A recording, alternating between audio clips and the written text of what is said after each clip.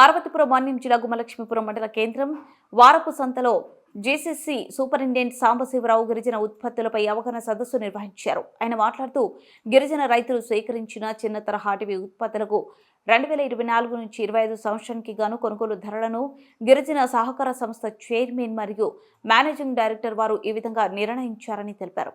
గిరిజనులు దళారుల నుండి మోసపోకుండా జేసీసీ నిర్ణయించిన ధరలకు జేసీసీ కేంద్రం వద్ద గాని డిఆర్ డిపోల వద్ద గాని క్రయ విక్రయాలు జరపవలసిందిగా కోరుచున్నామని పేర్కొన్నారు. ఈ కార్యక్రమంలో సేల్స్ మెన్స్ తోయక సన్యాసిరావు, శ్రావణ్ కుమార్, జగదీష్ కుమార్, సత్యనారాయణ పాల్గొన్నారు. నిర్దేశిస్తూ కొన్ని పాంప్లెట్స్ మీకు అందిస్తున్నారండి. ఈ సంవత్సరం మీరు పండించే అటవీ ఉత్పత్తులు ఏ ధరలు ఉంటాయి, ఇన్ని కిలోలు అన్ని మీకు తెలియపరచడం జరుగుతుంది.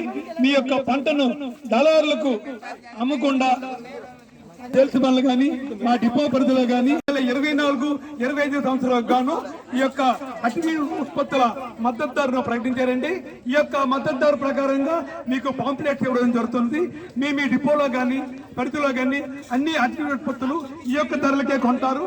ఈ మీరు పండించే కరక్కాయలు కానీ, నరమాటెక్క కానీ, లేకపోతే చింతపండు కానీ, తానికాయలు కానీ, కరక్కాయలు, ఉసురుపప్పు కానీ, తర్వాత ఇప్పపప్పు, కాల్పప్పు మొదలగు అటవీ ఉత్పత్తులన్నీ కూడా మా గిరిజన సహకార సంస్థ వారు కొనడానికి మీ సిద్ధంగా ఉండాలి.